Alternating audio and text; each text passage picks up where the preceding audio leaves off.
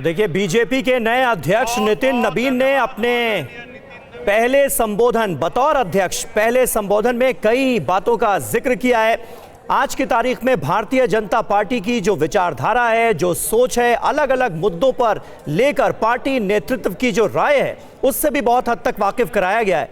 BJP की सोच को सर्वव्यापी और सर्वग्राही बताया गया है। प्रधानमंत्री नरेंद्र मोदी के नारे सबका साथ सबका विकास का भी नितिन नबीन की तरफ से जिक्र किया गया और युवाओं को आगे आने के लिए कहीं ना कहीं प्रेरित करते हुए भी नितिन नबीन अपने पहले संबोधन में नजर आए हैं।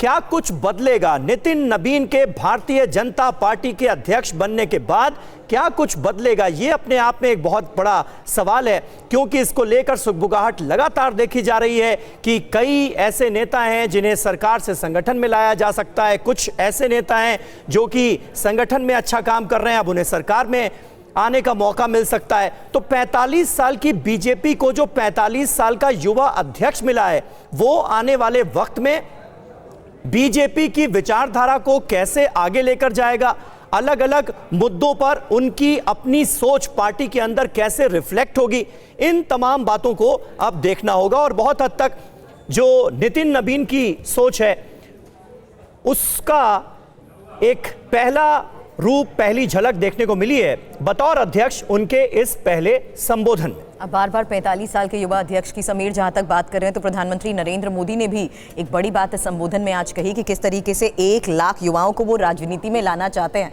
हालांकि उन्होंने परिवारवाद को तंज कसते हुए ये बात जरूर कही थी और ये भी कहा था कि आने वाले इसी विजन को देखते हुए ये साफ हो जाएगा कि राजनीति में परिवारवाद का दाग नहीं, बल्कि अब युवाओं को ज्यादा मौके मिलेंगे। ऐसे में एक बहुत बड़ा मैसेज बीजेपी ने अपने इस फैसले में कैसे दिया है, इसी को लेकर लगातार हम अपने सहयोगियों से भी बात करते रहे हैं। हमारे सहयोगी आनंद प्रकाश पांडे इस वक्त हमें ज्वाइन कर चुके हैं। और आनंद, आज के इस संबोधन में किस विजन के तहत इस जिम्मेदारी को वो निभाएंगे, ये लगभग साफ हो चुका है।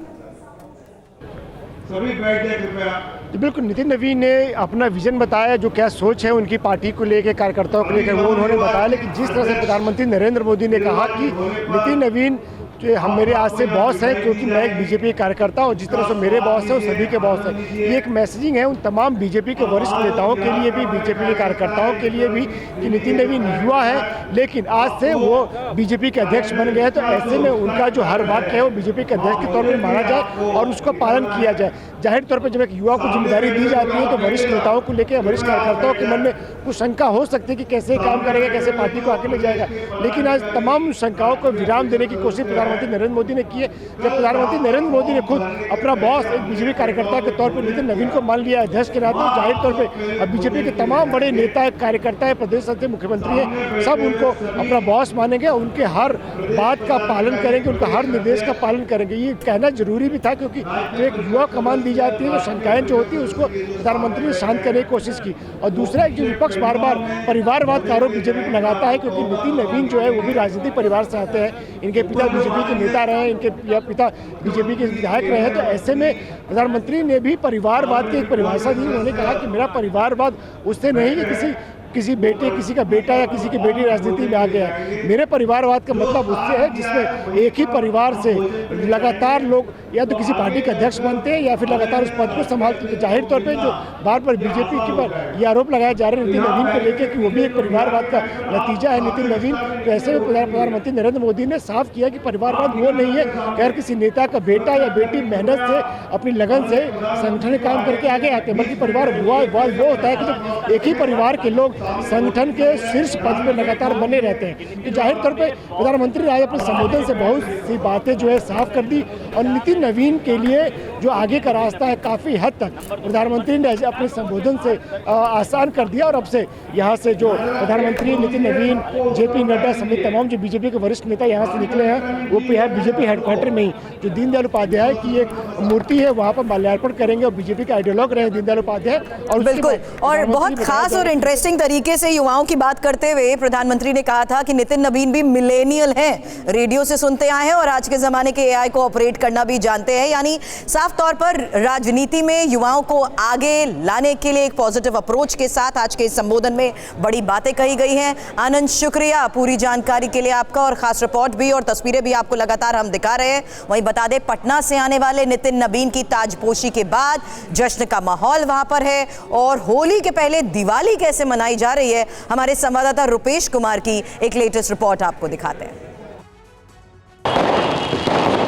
बिहार में पटना के बांकीपुर के विधायक नितिन नवीन अब भारतीय जनता पार्टी के राष्ट्रीय अध्यक्ष बन गए हैं, और उसके बाद पूरे पटना आप देखिए, पटना में चाहे वो भारतीय जनता पार्टी का प्रदेश कार्यालय हो या फिर नितिन नवीन का सरकारी आवास हो, क्योंकि नितिन नवीन अब तक बिहार सरकार में मंत्री भी रहे हैं, नीतीश सरकार में मंत्री रहे, लिहाजा नितिन नवीन के सरकारी आवास के बाहर हो या फिर नितिन नवीन का जो कार्यालय है इनकम टैक्स कोलंबर पर वहाँ हो, बस दिवाली मन रही है। आप देखिए, ये जो कार्यकर्ता हैं, ये कार्यकर्ता खुश हैं।